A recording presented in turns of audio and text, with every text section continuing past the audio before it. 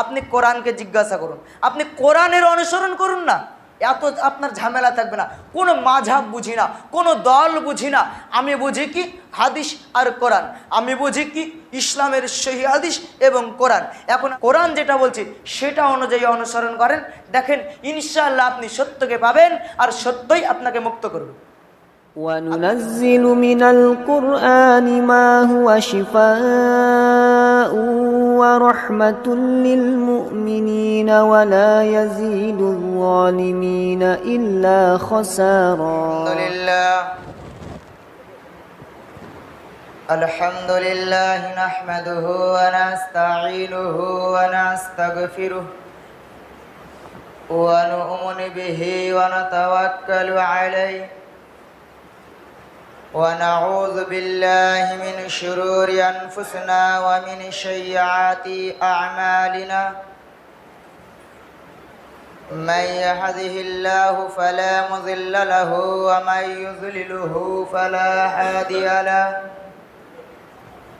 وأشهد أن لا إله إلا الله وأشهد أن محمدا عبده ورسوله أما بعد فإن خير الحديث كتاب الله وخير الهدي هدي محمد صلى الله عليه وسلم وشر الأمور محدثاتها وكل محدثة بدعة وكل بدعة ضلالة وكل ضلالة في النار أما بعد فأعوذ بالله من الشيطان الرجيم بسم الله الرحمن الرحيم قاف والقرآن المجيد بل عجب أن جاءهم منذر منهم فقال الكافرون هذا شيء عجيب أإذا متنا وكنا ترابا ذلك رجع بعيد قد علمنا ما تنقص الأرض منهم وعندنا كتاب حفيظ بل كذبوا بالحق لما جاءهم فهم في أمر مريج أفلم ينظروا إلى السماء فوقهم كيف بنيناها وزيناها وما لها من فروج والأرض مددناها وألقينا فيها رواسي وأنبتنا فيها من كل زوج بهيج تبصرة وذكرى لكل عبد منيب ونزلنا من السماء ماء مباركا فأنبتنا به جنات وحب الحصيد والنخل باسقات الله طلع نضيد رزقا للعباد وأحيينا به بلدة ميتا كذلك الخروج كذبت قبلهم قوم نوح وأصحاب الرس وثمود وعاد وفرعون وإخوان لوط وأصحاب الأيكة وقوم تبع كل كذب الرسول فحق وعيد أفاعين بالخلق الأول بل هم في لبس من خلق جديد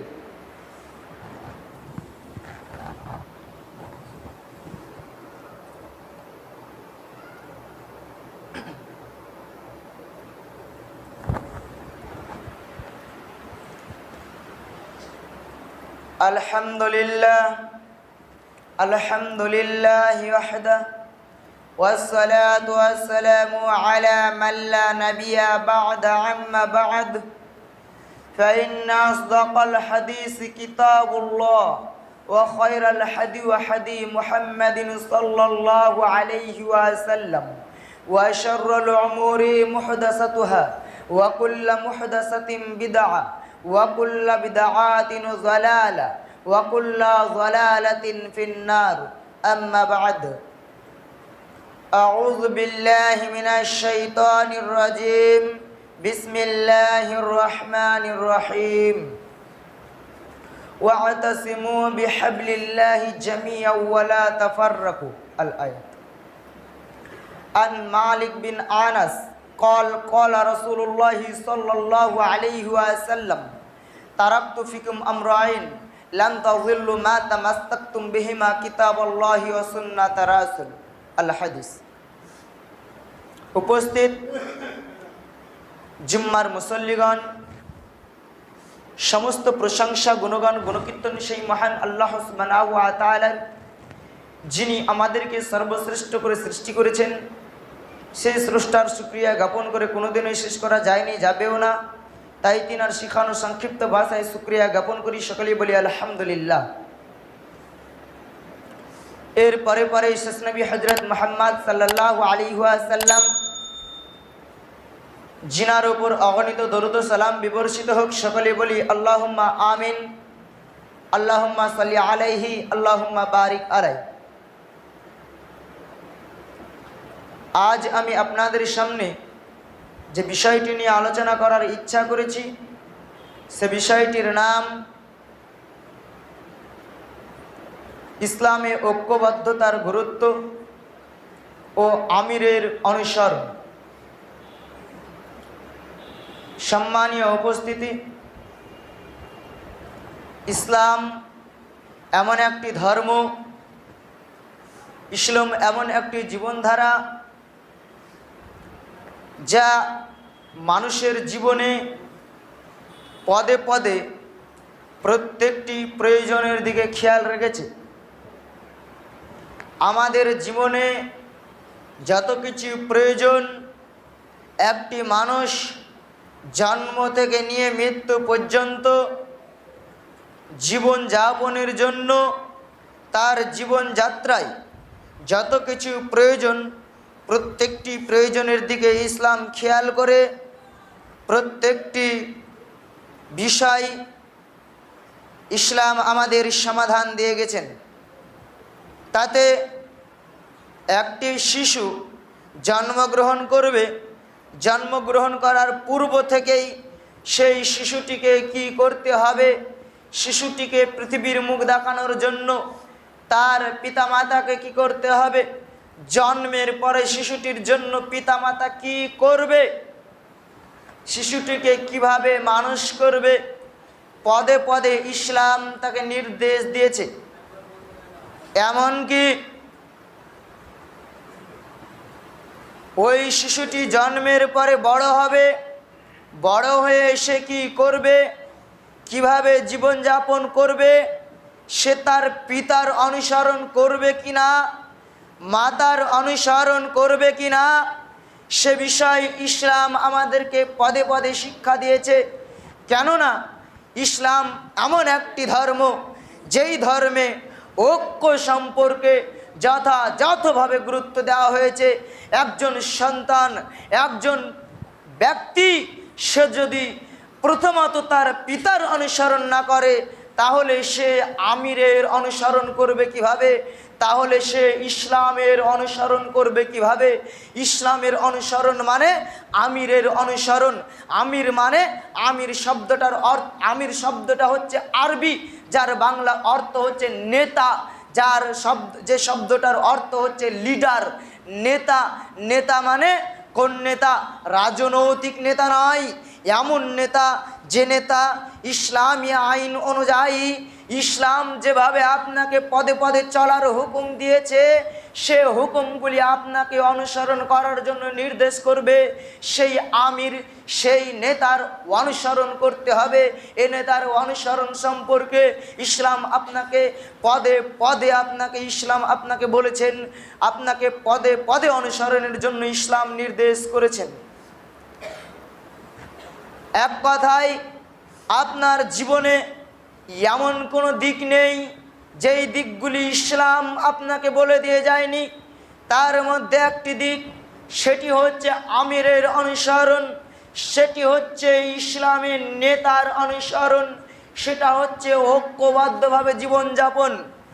আপনি যদি ঐক্যবদ্ধভাবে জীবনযাপন করেন, আপনার কি লাভ? আপনি যদি সামাজিকভাবে ঐক্যবদ্ধভাবে জীবনযাপন করেন, আপনার যে লাভ, সে লাভ আমি আপনাকে দেখাচ্ছি। তবে আমি আপনাকে একটি উদাহরণ দিই, উদাহরণ দিলে আপনি বুঝতে পারবেন। আমরা গ্রামে আকাশ থেকে এসে পড়ি না, মায়ের জন্মে মায়ের কাছে পেটে আমরা জন্ম ধারণ করি, তারপর পৃথিবীর মুখ দেখি আমরা মায়ের প্রসব বেদনার মধ্য দিয়ে। পৃথিবীতে আমরা যেহেতু আসি মায়ের মাধ্যম দিয়ে, পিতার মাধ্যম দিয়ে, তাই আমার পিতার যতজন সন্তান রয়েছে সমস্ত সন্তানগুলি আমরা ভাই। আমার পিতার যতটা কন্যা সন্তান রয়েছে ওই কন্যা সন্তানগুলি আমার বোন, আমার ভাই এবং বোন। কেন? কারণ তার পিতা এবং আমার পিতা একই, তাই সেগুলি আমার ভাই ও বোন। সেগুলি শুধু আমার নয়, সেগুলি সমস্ত মানুষের একই নিয়ম। আপনার সেটা ভাই এবং বোন, মানে আপনার পিতা আপনার ভাইয়ের পিতা একই জন, তাই ভাই আপনারা উভয়ে ভাই ভাই। এখন আপনারা ভাই, চাচা, ভাতিজা, সন্তান সন্ততিদেরকে নিয়ে একটা বংশ গুছিয়েছেন, একটা বংশ নিয়ে আপনি জীবনযাপন করছেন। এখন আপনার বংশ বড়, এখন আপনার বংশের সবাই একত্রে আছে, মিলেমিশে আছে। কেউ যদি বাইরে থেকে আপনার বংশের কোনো একজন মানুষকে আক্রমণ করে, আপনার বংশের যদি সবাই একতা থাকে, সবাই যদি তার প্রতি ঝাঁপিয়ে পড়ে, কোনো ব্যক্তি, যে ব্যক্তি তাকে আক্রমণ করেছিল সে কি সুস্থভাবে ফিরে যেতে পারবে? পারবে না। কারণ আপনারা সবাই বংশ একত্রে আছেন, বংশের জোরে তাকে গিয়ে মেরে আসছেন। কিন্তু যদি আপনার বংশের মধ্যে একত্র না থাকতো, যদি আপনার একজন ভাই দুষ্টু হয়, যদি সে আপনাকে না মানে, যদি তাকে আপনারা সবাই ছেড়ে দিলেন, এখন সে একাই জীবনযাপন করছে, এখন যদি তার প্রতি কেউ আক্রমণ করে, আপনারা যদি তার দিকে এগিয়ে না যান, আপনারা কি তাকে বাঁচাতে পারবেন? সে কি বাঁচতে পারবে? পারবে না। আপনার একটি বংশের মধ্যে আপনি লাভ দেখতে পাচ্ছেন যে আপনার বংশের মধ্যে আপনার ঐক্য থাকার কারণে সে ব্যক্তি বাইরে থেকে এসে তাকে আক্রমণ করে সুস্থভাবে ফিরে যেতে পারে না, কেননা আপনাদের মধ্যে ঐক্য রয়েছে। যদি আপনাদের মধ্যে ঐক্য না থাকে তাহলে আপনার একে একে আপনাদেরকে সকলেই অত্যাচার করবে, আক্রমণ করবে, কিন্তু আপনাদের কিছু করার থাকবে না, কেননা আপনাদের একে অপরের বিপদে এগিয়ে যাওয়া অভ্যাস নেই, একে অপরের বিপদে আপনারা এগিয়ে যান না। যেমন একটি বংশ হিসাবে এই সিস্টেম, ঠিক একটি জাতি হিসাবেও একই সিস্টেম, ঠিক একটি গ্রাম হিসাবেও একই সিস্টেম। আপনারা যদি আপনার গ্রামটা একত্র থাকে তাহলে বাইরে অন্য কোনো গ্রাম থেকে আক্রমণ করতে পারবে না। যেমন ঠিক একটি দেশেও একই সিস্টেম। যদি আপনারা এই ভারতবর্ষের মানুষ আমরা যদি একত্রে থাকি, জাতি ধর্ম বর্ণ নির্বিশেষে একত্রে থাকি, বাইরে থেকে কোনো দেশ চট করে আমাদেরকে আক্রমণ করতে পারবে না, কেননা আমাদের মধ্যে শত্রুতা পোষণ থাকে না, আমরা সকলেই একত্রে দেশের হয়ে বসবাস করি। তাই শুধু ইসলাম বলে নয়, প্রত্যেকটি দিক থেকে আপনি লক্ষ্য করে দেখবেন ঐক্যবদ্ধতার এক বিশাল গুরুত্ব রয়েছে। আর সেদিকেই লক্ষ্য করে ইসলাম আপনাকেও আমাকে ঐক্যবদ্ধভাবে জীবনযাপন করার জন্য এক কঠিন নির্দেশ দিয়েছেন। আল্লাহ তাআলা বলছেন, ওয়াতাসিমু বিহাবলিল্লাহি জামিয়া ওয়া লা তাফাররাকু, তোমরা আল্লাহর রজ্জুকে দৃঢ়ভাবে ধারণ করো, তোমরা আল্লাহর রজ্জুকে, তোমরা আল্লাহর রশিকে মজবুতভাবে ধারণ করো এবং তোমরা দলে দলে বিভক্ত হয়ে যেও না। এখানে দুইটি বিষয় আপনাকে আল্লাহ তাআলা নির্দেশ দিয়েছেন, বিষয়টি মন দিয়ে শুনবেন। এক নম্বরে আল্লাহ তাআলা বলছেন, ওয়াতাসিমু বিহাবলিল্লাহি জামিয়া ওয়া লা তাফাররাকু, তোমরা আল্লাহর রজ্জুকে, আল্লাহর দেওয়া বিধানকে, আল্লাহর রশিকে দৃঢ়ভাবে ধারণ করো, শক্তভাবে ধরো। মানে আপনাকে কোরআনকে শক্তভাবে ধরতে হবে। আল্লাহর দেওয়া যে বিধান, আল্লাহর যে হুকুম, সে হুকুম আপনাকে মেনে নিতে হবে পাই টু পাই। যদি আপনি মেনে না নেন তাহলে আপনার থেকে বিভক্ত শুরু হবে। কেমন? আপনার পরিবারকে একত্রে রাখার জন্য আপনি আপনার 4 সন্তানকে বলেছেন যে আমাদের মধ্যে একত্র হয়ে থাকতে হবে, এক ভাইয়ের বিপদে আরেক ভাইকে আগিয়ে আসতে হবে, নিজেদের মধ্যে শৃঙ্খলা বজায় রাখতে হবে, নিজেদের মধ্যে অন্যায় করা যাবে না। এখন আপনার একজন সন্তান আপনার কথাকে অমান্য করলো, এখন আপনি বলেন আপনার বাকি 3 সন্তান আর আপনি তাকে থেকে আলাদা হলেন না আপনার থেকে সে আলাদা হলো? আপনার ওই সন্তানটি আপনার থেকে আলাদা হলো, কেননা সে আপনার দেওয়া সুন্দর নিয়ম, সে নিয়ম অমান্য করলো। তাই আপনার ওই সন্তান পথভ্রষ্ট যেমন, ঠিক তেমনি ইসলামের যে বিধান আল্লাহ তাআলা আপনাকে এভাবেই দিয়েছেন। আল্লাহ বলছেন তোমরা আল্লাহর রজ্জুকে, আল্লাহর দেওয়া বিধানকে দৃঢ়ভাবে ধারণ করো। মানে একবারে শক্তভাবে ধরতে হবে, শক্ত হাতে, এমনিতে ধরলে হবে না। ইসলাম এতটা সহজ নয়, জান্নাত এতটা সহজ নয়। পৃথিবী, এই পৃথিবী যত কিছু আছে, আসমান জমিন এবং এর মধ্যে যত কিছু আছে, সমস্ত কিছুকে আপনি বিক্রি করে দিলে জান্নাতে একটা চাবুক রাখার সমান জায়গা পাবেন না। তো এত মূল্যবান জান্নাত এমনিতেই পেয়ে যাবেন? এত মূল্যবান জান্নাতের স্বপ্ন আমরা এমনি দেখছি? বুঝতে পারি না আমরা যে এত মূল্যবান জান্নাত কি আল্লাহ আমাদেরকে এমনিতেই দিয়ে দেবে? আল্লাহ আমাদেরকে পরীক্ষা করবে না? শুনুন, জান্নাত অত সহজ জিনিস নয়। এত মূল্যবান একটা জান্নাত আল্লাহ আপনাকে এমনিতেই দিয়ে দিবে না। এই মূল্যবান জান্নাত নিতে গেলে আপনাকে রাত দিন পরিশ্রম করতে হবে, রাত দিন আল্লাহর কাছে চাইতে হবে। যদি আপনি না চাইতে পারেন তাহলে আপনি পাবেন না, জান্নাত পাবেন না। আপনার পাপের বন্যায় হাবুডুবু খেতে হবে, আপনার পাপ বেড়ে যাবে, পাপের দরুন আপনাকে আল্লাহ জাহান্নামে দিয়ে দেবেন, কিছু করার থাকবে না সেই দিন। তাই এই মহামূল্যবান জান্নাত পেতে গেলে আপনাকে প্রথম কাজ করতে হবে কি? ওয়াতাসিমু বিহাবলিল্লাহ, তোমরা আল্লাহর রশিকে, আল্লাহর দেওয়া বিধানকে দৃঢ়ভাবে ধরো। মানে মুসলিম হিসাবে আমাদের প্রত্যেককে আল্লাহর বিধানের দিকে ফিরে যেতে হবে। যদি আমরা আল্লাহর বিধানের দিকে ফিরে যেতে না পারি, যদি আমরা না যাই, তাহলে আমরা মুসলিম থাকতে পারবো না, আমরা পরিপূর্ণ ইমানদার থাকতে পারবো না।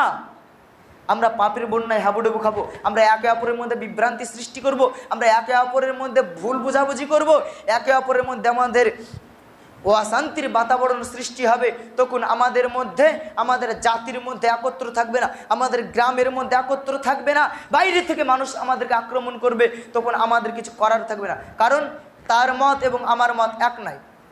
তার বিপদে আমি এগিয়ে যাব না, এটাই স্বাভাবিক। আমার বিপদে আপনি এগিয়ে আসবেন না, এটাই স্বাভাবিক। কিন্তু আল্লাহ তাআলা বলছেন যে তোমরা আল্লাহর দিকে ফিরে এসো, আল্লাহর বিধানের দিকে ফিরে এসো, তোমরা ঐক্য গঠন করো। তাহলে আমরা কি মুসলিম হিসেবে এতটুকু কাজ করতে পারবো না? যদি আমরা এতটুকু কাজ করতে নাই পারি, যদি আমরা আল্লাহর বিধানের দিকে ফিরে যেতে না পারি, এখানে একটি বিষয় রয়েছে। এখন আপনি যে কাজটি করছেন, আপনি আমার কাছে এসে ঐক্য গঠন করবেন নাকি আমি আপনার কাছে গিয়ে ঐক্য গঠন করব? এখন আপনি ইউটিউবে সার্চ দেন, হানাফিরা ঐক্যর জন্য ডাকছে, যারা দেওবন্দি তারাও ঐক্যর জন্য ডাকছে, যারা আহলুল হাদিস তারাও ঐক্যের জন্য ডাকছে। প্রত্যেকটা মাযহাবের অনুসারী যারা, প্রত্যেকটা মানুষ কিন্তু ঐক্যের জন্য ডাকছে। কিন্তু এখন সমস্যা হচ্ছে কি, আমি ডাকছি যে তুমি আমার কাছে এসে ঐক্য গঠন করো, আর যারা হানাফি অনুসারী তারা বলছে কি তোমরা আমার কাছে এসে ঐক্য গঠন করো, তোমরা আমাদের মতটাকে মেনে নাও, দিয়ে তোমরা এসে একত্র হয়ে যাও, আমরা ঐক্য গঠন করে নিলাম। এখন হিন্দুরা বলছে মুসলমানদেরকে তোমরা সবাই হিন্দু হয়ে যাও, আমরা সবাই একত্র হয়ে গেলাম। আর আমরা বলছি হিন্দুদেরকে যে তোমরা ইসলামকে বোঝার চেষ্টা করো, ইসলামই একমাত্র সত্য ধর্ম, ইসলামকে তোমরা মেনে নাও, না মানবা তো কমপক্ষে তোমরা সামঞ্জস্যতা বজায় রেখে চলাফেরার চেষ্টা করো, দেখো দেশে শান্তি থাকবে। এখন বলার কথা যে কে কার কাছে যাবে? কারো কাছে যেতে হবে না। আমি আপনাকে আমার কাছে ডাকছি না, আর তার কাছেও যেতে বলছি না। আমি আপনাকে বলছি আল্লাহ তাআলা বলেছেন যে আমি নবী ও রাসূলকে পাঠিয়েছি তোমাদের হেদায়েতের জন্য, যাতে তোমরা পথভ্রষ্ট না হয়ে যাও। এখন নবী ও রাসূলকে আল্লাহ তাআলা আসমানে কিতাব দান করেছেন, যেমন আমাদের আসমানে কিতাব পবিত্র আল কোরআন। আমরা যদি আমাদের কোরআনের অনুসরণ করি, যদি আমরা কোরআনকে জিজ্ঞাসা করি, হে কোরআন আমি কি হানাফির অনুসরণ করব, নাকি আমি ওই হিন্দুর অনুসরণ করব, নাকি আমি দেওবন্দীদের অনুসরণ করব, নাকি আমি আর কারো অনুসরণ করব?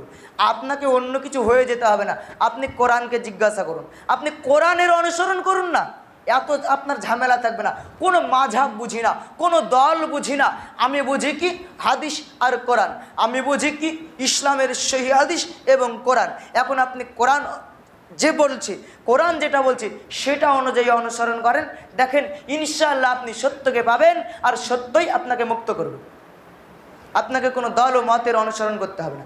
এখন আমাদের মধ্যেই বিভিন্ন রকমের মানুষ রয়েছে। কিছু মানুষ রয়েছে মদখোর, কিছু মানুষ রয়েছে ঘুষখোর, কিছু মানুষ রয়েছে জেনাখোর, কিছু মানুষ রয়েছে চুগলখোর, কিছু মানুষ রয়েছে গীবতখোর। এখন আপনি কি করবেন? একদল ব্যক্তিকে বলতে গেলে আর একদল ব্যক্তির দিকে দোহাই দিচ্ছেন। আমি আপনাকে অনুরোধ, খবরদার আপনি দোহাই দিবেন না, আপনি ইসলামের অনুসরণ করবেন। আপনি মুসলিম না? আপনি তো নিজেকে মুসলিম বলে দাবি করছেন, তাই না? তাহলে কে কি করলো সেটা আল্লাহ আপনাকে জিজ্ঞাসা করবে না, আপনাকে আল্লাহ তাআলা জিজ্ঞাসা করবে তুমি কি করেছো। তাই কে কি করছে সেটা না দেখে কমপক্ষে নিজে পরিবর্তন হওয়ার চেষ্টা করুন। ইনশাআল্লাহ সমাজ পরিবর্তন হবে, ইনশাআল্লাহ সমাজের মধ্যে ঐক্য ফিরে আসবে। আল্লাহ রাসূল সাল্লাল্লাহু আলাইহি ওয়াসাল্লাম বলেছেন, আন মালিক বিন আনাস হতে বর্ণিত, কল রাসূলুল্লাহ সাল্লাল্লাহু আলাইহি ওয়াসাল্লাম, রাসূলুল্লাহ সাল্লাল্লাহু আলাইহি ওয়াসাল্লাম বলেছেন, তারাকতু ফিকুম আমরাইন, আমি তোমাদের মাঝে দুইটি জিনিস রেখে যাচ্ছি। তারাকতু ফিকুম আমরাইন লান তাযিল্লু মা তামাসসাকতুম বিহিমা কিতাবাল্লাহি ওয়া সুন্নাত রাসূল। তোমরা যতদিন পর্যন্ত সেই জিনিস দুটিকে দৃঢ়ভাবে মজবুতভাবে ধরে থাকবে, মানে কি বুকের সঙ্গে চিপটে ধরা? জি নয়। টাকের উপরে সুন্দর করে সাজিয়ে রাখা, কেউ আপনার কাছ থেকে কেড়ে নিচ্ছে আর আপনি জোরে ধরে থাকবেন যে কাটতে না পারে, এই ধরা নয়। অনুসরণ করা, ধরে থাকা মানে অনুসরণ করা, আপনার জীবন ও মরণে মেনে নেওয়া, এর নাম অনুসরণ, এর নাম ধরে নেওয়া। এখন আল্লাহ রাসূল বলেছেন, তারাকতু ফিকুম আমরাইন লান তাযিল্লু মা তামাসসাকতুম বিহিমা কিতাবাল্লাহি ওয়া সুন্নাত রাসূল। আমি তোমাদের মাঝে দুইটি জিনিস রেখে যাচ্ছি, তোমরা সেই জিনিস দুটিকে যতদিন পর্যন্ত ধরে থাকবে, শক্তভাবে ধরে থাকবে, শক্ত হাতে অনুসরণ করবে, ততদিন লান তাযিল্লু, তোমাদেরকে কেউ পথভ্রষ্ট করতে পারবে না, মা তামাসসাকতুম বিহিমা, সেই দুটি জিনিস হচ্ছে কিতাব আল্লাহ, আল্লাহর কিতাব তথা পবিত্র আল কোরআন, ও সুন্নাত রাসূল, এবং রাসূল সাল্লাল্লাহু আলাইহি ওয়াসাল্লামের সুন্নাহ তথা অনুসরণ। এখন আপনি বলেন, আপনি যে মাযহাবেরই অনুসরণ হন, যে মাযহাবেরই অনুসারী হন, আপনাকে আমার প্রশ্ন, আপনাকে কোনো মাযহাবের অনুসরণ করতে হবে না। আপনাকে আমি ইসলামের ছায়াতলে, ইসলামের শীতল ছায়াতলে আমি আপনাকে আহ্বান জানাচ্ছি। আপনি ইসলামের শীতল ছায়াতলে আপনি এসে আশ্রয় গ্রহণ করেন, ইনশাআল্লাহ আমার দাবি ইসলাম আপনাকে মুক্ত করবে। মানে আপনি সত্যকে পাবেন আর সত্যই আপনাকে মুক্ত করবে। কেমন? আপনি সত্যের অনুসরণ করবেন, আপনি হাদিস ও কোরআনের অনুসরণ করবেন, কোনো দল ও মতের নয়।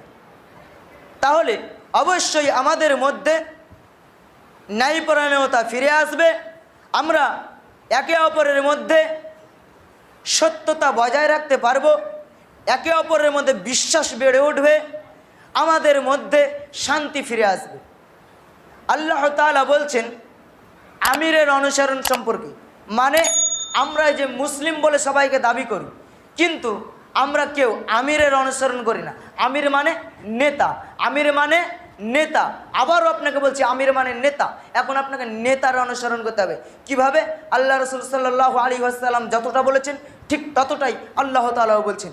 আল্লাহ তাআলা বলছেন, ইয়া আইয়ুহাল্লাযীনা আমানু, হে ঈমানদারগণেরা, তোমরা আমিরের অনুসরণ করো, তোমরা আল্লাহর অনুসরণ করো এবং আল্লাহ রাসূলের অনুসরণ করো। ইয়া আইয়ুহাল্লাযীনা আমানু, হে ঈমানদারগণ, আতিউল্লাহ, তোমরা আল্লাহর অনুসরণ করো, ও আতিউর রাসূল, এবং আল্লাহ রাসূল সাল্লাল্লাহু আলাইহি ওয়াসাল্লামের অনুসরণ করো। এখানে আয়াতগুলি শুধু তর্জমা শুনে থেকে গেলেই হবে না।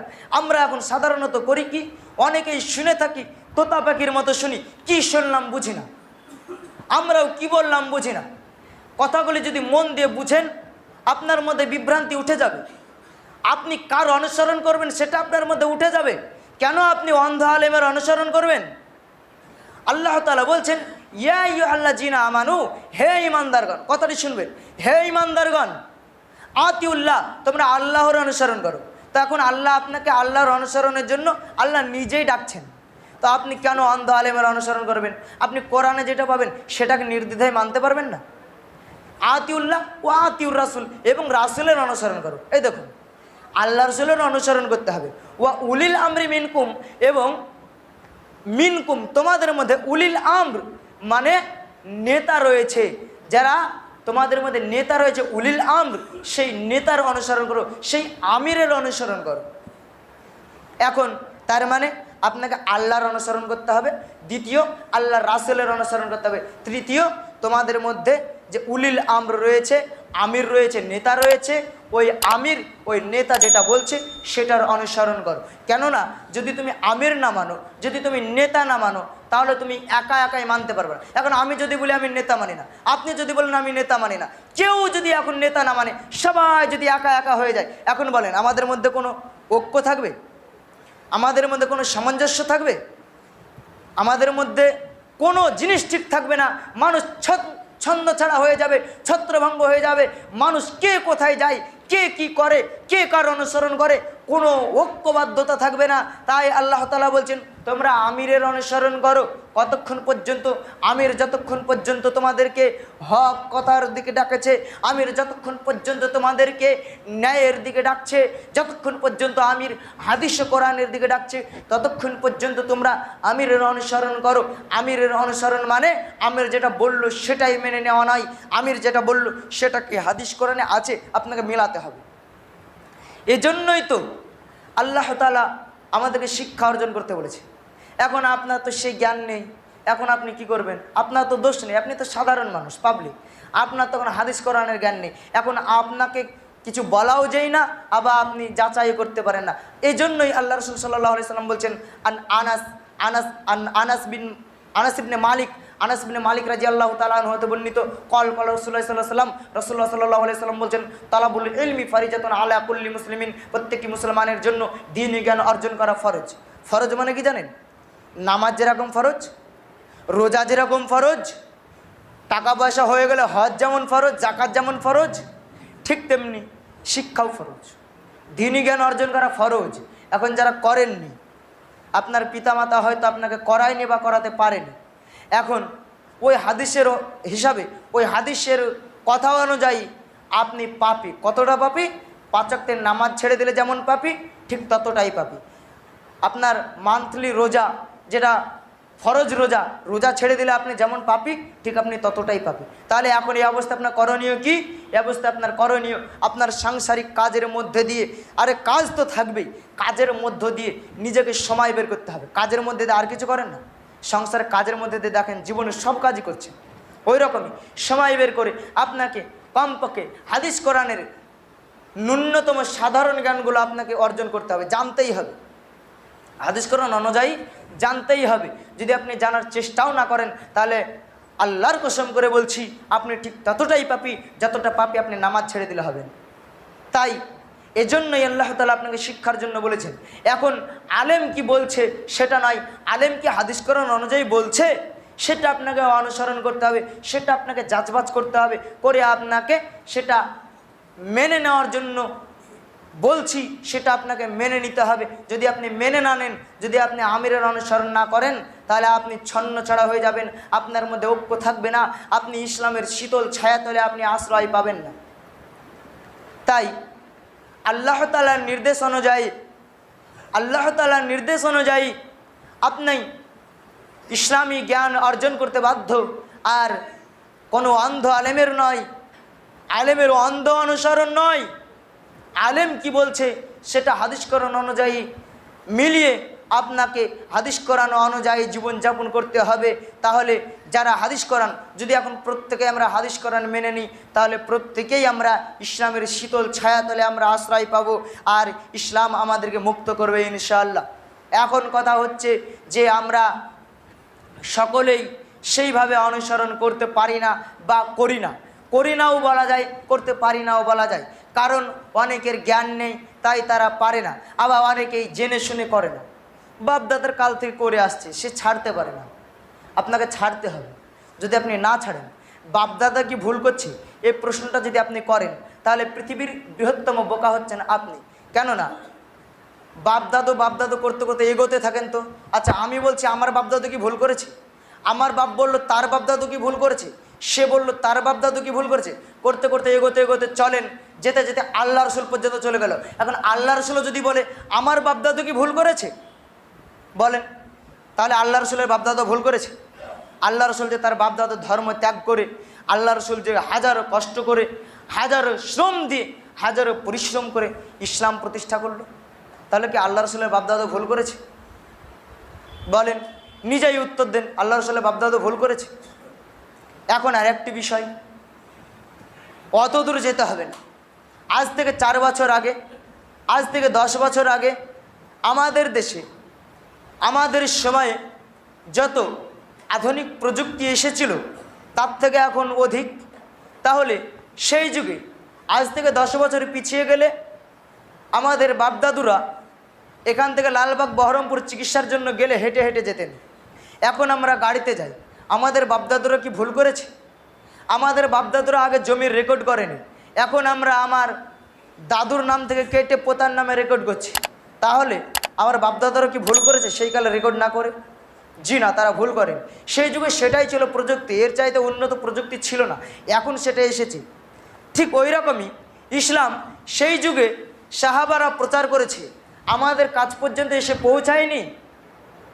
হাদিস কোরআন বইয়ের মধ্যে সীমিত থেকে গেছে, হাদিস কোরআন নতুন হচ্ছে না, হাদিস কোরআন সেটাই আছে। তবে এখন আমরা চুট করে যেটা জিনিস প্রয়োজন অনলাইনে সার্চ দিয়ে নিচ্ছি। আজ থেকে 10 বছর আগে হাতে হাতে আপনার মোবাইল ছিল না, আপনি সার্চ করে নিতে পারেননি। আমার বাপদাদু সার্চ করে নিতে পারেনি, সে ওটাই করেছে, সে জানে না। আজকে যে সমস্ত বইগুলি, আজকে যে সমস্ত আরবি বইগুলি বাংলায় অনুবাদ হচ্ছে, সেই বইগুলি আজ থেকে 10 বছর আগে বাংলায় অনুবাদ হয়নি। মক্কার ইমামরা কি করছে সেটা আমার বাপদাদুরা জানতে পারেনি।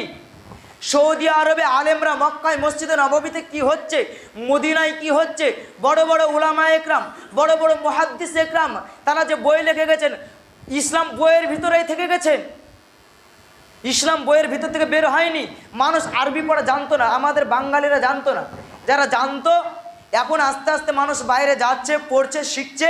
মানুষ যত শিক্ষার দিক থেকে উন্নত হচ্ছে, মানুষ তত প্রচার প্রসার করছে, মানুষ তত বাংলায় অনুবাদ করছে, মানুষ তত মাতৃভাষায় অনুবাদ করছে, মানুষ তত জানতে পারছে। মানুষ বইয়ে তো পড়ছেই, সঙ্গে সঙ্গে চুট করে মোবাইলে সার্চ দিয়ে দেখে নিচ্ছে আজকে সৌদিতে কী হলো। আজকে যে খুতবা চলছে, আজকে 19 তারিখ, আজকে যে জুম্মার দিন, আজকে খুতবা চলছে, সন্ধ্যা হতে হতে মসজিদে নবাবী এবং মক্কায় কি খুতবা হচ্ছে বাংলায় অনুবাদ হয়ে চলে আসছে। সেটা আজ থেকে 10 বছর আগে আমার বাপদাদুরা জানতো না। তাই বাপদাদুর দোহাই দিয়ে সব জিনিস চলে না। বাপদাদু সেটা যেটা করেছে তারা না জানতে করেছে, কিন্তু আজকে আপনি জেনেও করবেন। তাহলে যদি ইসলামের ক্ষেত্রে তাই হয়, তাহলে আপনি সাধারণ ক্ষেত্রেও তাই করেন। কেন আপনি গাড়িতে হাসপাতাল যাচ্ছেন, হেঁটে যান? কেন আপনি উন্নত প্রযুক্তির সাহায্য নিচ্ছেন, সেগুলি ছাড়াই চলেন? কেন আপনি দাদুর নাম থেকে রেকর্ড কেটে ডাইরেক্ট পোতার নামে করছেন? ছেড়ে দেন, বাপদাদু তো ভুল করেনি, আপনি কেন করবেন? আপনিও ছেড়ে দেন।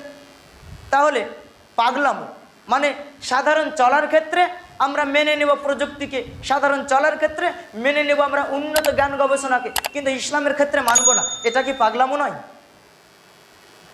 এটা চরম পাগলামো। যদি আপনার মধ্যে ন্যূনতম জ্ঞান ঢুকে, এতক্ষণ পর্যন্ত যদি আপনি বুঝতে পারেন তাহলে আলহামদুলিল্লাহ, যদি না পারেন তাহলে আমি বলছি পৃথিবীর বৃহত্তম বোকা হচ্ছেন আপনি, আপনার ওপর দিয়ে আর কোনো বোকা হয় না। তাই আমি আপনার মহামূল্যবান সময় নষ্ট না করে আমি আপনাকে বলতে চাইছি, ইসলাম এমন একটি ধর্ম যেখানে আপনার জীবনে A to Z সমস্ত কিছু দিয়ে গেছেন। অতএব ঐক্য গঠন এটা গুরুত্বপূর্ণ একটি বিষয়। ঐক্য গঠন করে চলাফেরা, ঐক্য গঠন করে জীবনযাপন বিশাল গুরুত্বপূর্ণ একটা বিষয়। অতএব ঐক্য গঠন করে আপনাকে চলতেই হবে।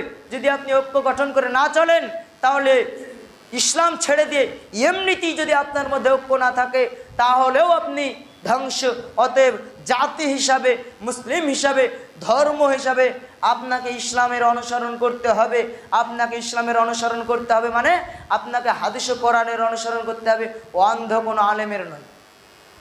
আশা করি বুঝতে পেরেছেন, বিষয় শেষ হয়নি। তবে আর আলোচনা বাড়াচ্ছি না, আল্লাহ যদি হায়াত রাখেন, আল্লাহ যদি সে তৌফিক দেন, ইনশাআল্লাহ আগামীতে এর পর থেকে আলোচনা করব। তবে আজকে এই পর্যন্তই। আজকে আমি এতটুকুই আপনাকে আহ্বান জানাচ্ছি যে ইসলামে ঐক্যবদ্ধতার কঠিন গুরুত্ব রয়েছে। নিজেকে পরিবর্তন করার চেষ্টা করতে হবে, হাদিসে কোরআনের অনুসরণ করতে হবে, এতটুকু করতেই হবে। যদি আমরা না পারি তাহলে আমরা ভুল করছি, আমরা পাপের বন্যায় হাবুডুবু খাচ্ছি, আমরা পাপের সাগরে ভেসে যাব, আমরা জাহান্নামে চলে যাব। অতএব ওই জাহান্নাম থেকে বাঁচতে গেলে আল্লাহর যে কঠিন মহামূল্যবান জান্নাত, ওই জান্নাত পেতে গেলে আপনাকে এতটুকু কষ্ট করতেই হবে। অবশ্যই আমরা সে চেষ্টা করব। আল্লাহর কাছে দোয়া করি, হে আল্লাহ তুমি আমাদেরকে সঠিকভাবে ইসলাম বোঝাও, মানার তৌফিক দান করো, আমিন। হে আল্লাহ সারা বিশ্বের মানচিত্রে তাকালে মুসলিমরা সব চাইতে বেশি লাঞ্ছিত, অপমানিত, পদদলিত। আর আমরা একে অপরকে মাঝহাবের দোহাই দিয়ে একে অপরের দিকে কাদা ছোড়াছুড়ি করছি। আমরা কমপক্ষে মুসলিম ভাইদের জন্য দোয়াটুকু করতে পারছি না। হে আল্লাহ তুমি আমাদেরকে মুসলিম হিসাবে মুসলিম ভাইয়ের জন্য, মাজলুম ভাইয়ের জন্য দোয়া করার তৌফিক দান করো, আমিন। হে আল্লাহ পৃথিবীতে যে সমস্ত মাজলুম ভাই রয়েছে, সমস্ত মাজলুম ভাইকে, সমস্ত মুসলিমকে তুমি আল্লাহ শান্তি দাও, মুসলিমদেরকে হেফাজত করো, মুসলিমদেরকে ঈমান ও আমালের সঙ্গে বেঁচে থাকার তৌফিক দান করো, আমিন। হে আল্লাহ আমাদেরকে সঠিকভাবে ইসলাম মানার তৌফিক দান করো, আমিন। আল্লাহুম্মা সাল্লি আলা মুহাম্মাদ ওয়া আলা আলি মুহাম্মাদ কামা সাল্লাইতা আলা ইব্রাহিম ওয়া আলা আলি ইব্রাহিম ইন্নাকা হামিদুম মাজিদ। আল্লাহুম্মা বারিক আলা মুহাম্মাদ ওয়া আলা আলি মুহাম্মাদ কামা বারাকতা আলা ইব্রাহিম ওয়া আলা আইয়ুহাল্লাযীনা আমানু তাকুল্লাহা হাক্কা তুকাতিহি ওয়া লা তামুতুন্না ইল্লা ওয়া আনতুম মুসলিমুন। হে মানুষ, তোমরা যারা ঈমান এনেছ আল্লাহকে ভয় করো, ঠিক যতটুকু ভয় তাকে করা উচিত। আল্লাহর কাছে সম্পূর্ণ আত্মসমর্পণকারী না হয়ে তোমরা কখনো মৃত্যুবরণ করো না।